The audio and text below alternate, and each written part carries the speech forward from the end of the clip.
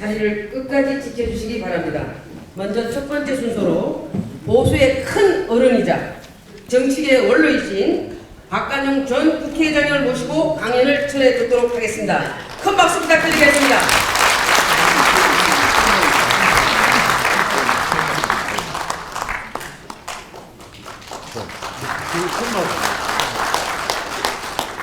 이 의사당 강당에 마이크를 잡은 것이 15년 만입니다. 이 강당에서 이 나라 민주주의를 위해서 많은 사람들이 피를 토하면서 강연했던 장소입니다. 오늘 사회주의 헌법 개정안을 저지시키기 위한 모임을 한다는 여러분들의 이 요구에 쾌히 응답해 온 것은 나는 이 정권과는 평화롭게 정권을 유지할 수 없는 적대적 관계로 갈 수밖에 없이 이 정부가 정책을 수행하고 있다는 사실입니다. 문재인 대통령을 당선시킬 때 우리 국민들은 자유민주주의를 수호할 것이라는 헌법을 전공한 변호사인 문재인 대통령을 국민은 당선시켰습니다. 그러나 이 문재인 대통령은 취임하면서 청와대 안에 종북 주사파 운동권으로 진영을 짤 때 이상하다 하고 국민들은 놀랐습니다. 그리고 이 문재인 정권이 지난번 동계올림픽을 하는데 북한에서 온 김영남 위원장과 김여정이를 초대해서 환영을 하는데 뒷벽에다가 신영복 씨가 그린 그림을 그려놓고 신영복 씨가 쓴 통짜를 그려놓고 그 앞에서 두 사람을 환영하면서 내가 가장 존경하는 사람은 신영복 선생입니다 라고 말을 합니다. 신영복이라는 사람은 어떤 사람입니까? 1968년도 통일혁명당을 만들어가지고 북한의 진행에 따라서 남한의 지하당을 조직하고 남한을 적화 통일하는 국가보안법 위반으로 20년 형무소를 살고 나온 사람입니다. 그 주모자 김종태를 비슷한 사람들은 세 사람 사형당한 사건입니다. 그 주모자를 이 나라 대통령이 가장 존경한다는 얘기는 뭘 얘기하느냐? 그렇게 정성스럽게 준비해놓고 환영장소 만들어놓고 그도 북한 대표를 향하여 신영복이를 존경한다. 무슨 메시지를 전달하려고 하는 겁니까?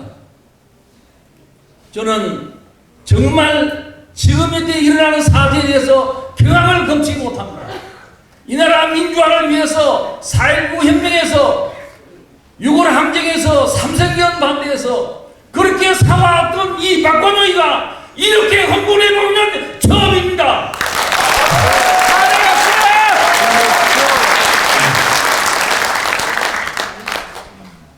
헌법 개정안을 내놓았습니다. 경악을 금치 못합니다. 그 헌법 개정안을 보면은 자유민주주의 기본틀을 벗어나는 것입니다. 지방 분권이라고 말하지만은 그것은 영광제를 추진하기 위한 전제입니다. 이걸 우리가 수용할 수가 있겠습니까? 문재인 대통령이 종북 주사파를 청와대 안에 데리고 들어올 때 무슨 생각을 했겠습니까? 나는 북한과 무슨 얘기를 하고 있는지를 모릅니다만은 충분히 강제합니다.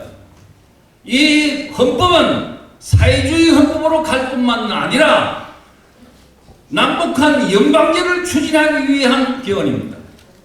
앞으로 개헌 헌법 전문가 교수들이 충분한 소상한 말씀이 계시기에 헌법 구체적인 조항에 대해서는 저는 말하지 않겠습니다만은 저는 연방제를 향한 헌법이다. 고려 연방제를 받아들이기 위한 사전 조직이다. 이렇게 생각합니다. 문재인 대통령은 얼핏하면 촛불혁명, 촛불정신을 얘기합니다. 오늘 이 자리에서 여러분과 같이 촛불혁명이 과연 무엇인가, 촛불정신은 무엇인가 다시 한번 생각을 해봐야 됩니다.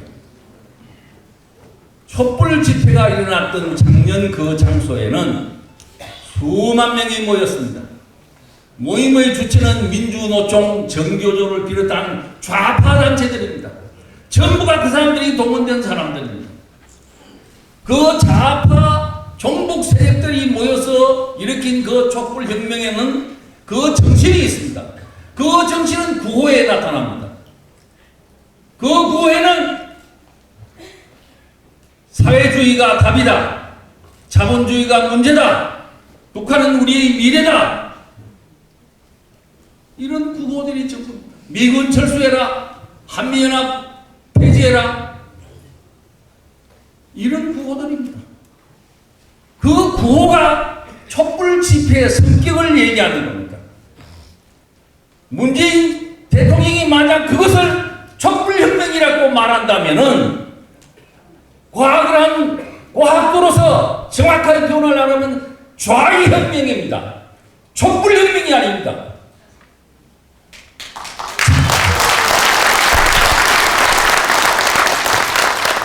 모인 집단이 친북 좌파 단체들이고 그들이 내놓은 구호가 종북 구호라면은 그 촛불혁명은 종북혁명이요 좌익혁명이라고밖에 말할 수 없습니다. 논리적으로. 이제 헌법을 개정하면서 가장 국가적 기본 체제인 자유민주주의 체제에서 자유란 말을 빼버렸습니다. 왜 이러느냐? 많은 사람들이 질문을 했습니다. 그 일에 참여했던 어느 학자, 제가 이름을 모르겠습니다만은 우리가 통일되었을 때 북한 보고 자유민주주의를 받아라 그래가지고 되겠느냐? 그런 얘기를 했다고 합니다. 자유를 빼면은 그냥 민주주의만 없는데 그냥 민주주의는 있을 수가 없습니다. 인민민주주의, 사회민주주의, 민중민주주의 여러 가지의 형태의 민주주의로 변해갈 수 있습니다.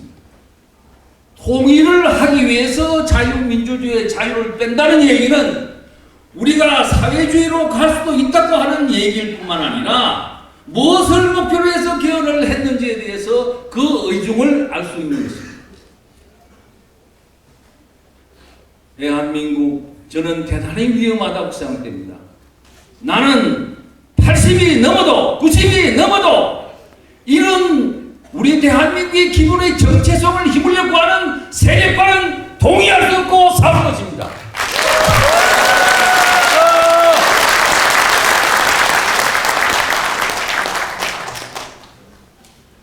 제가 긴 말씀 드릴 수 없기 때문에 시간이 제약되어 있기 때문에 간략히 정리를 하면은 노재범 총리를 제가 만났는데 며칠 전에 이 정부는 잘 훈련된 혁명과에 의해서 조정되고 있는 것 같다. 저는 그 말에 동의합니다. 또 대한민국은 안락사 중에 있다. 자기도 모르게 서서히 죽어가고 있다. 그 말에도 공감합니다. 여러분, 대한민국은 건국 70년을 맞이해서 최대의 위기에 와 있다는 사실을 잊어서는 안 됩니다.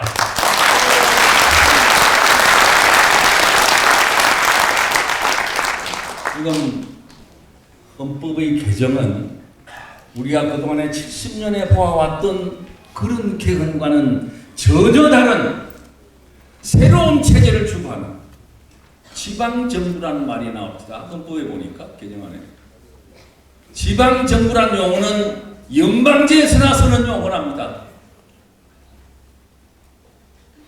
무엇을 어떻게 이 나라를 끌고 갈는지에 대해서 여러분들 정신 차려야 합니다.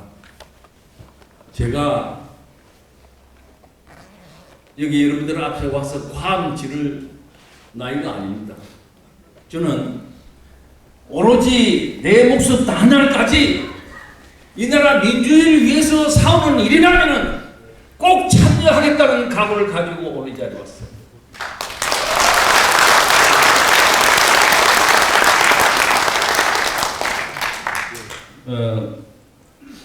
아까 제가 촛불혁명 얘기를 했는데 촛불혁명이라고 얘기하는 문 대통령의 생각이 그 속에 담겨 있습니다.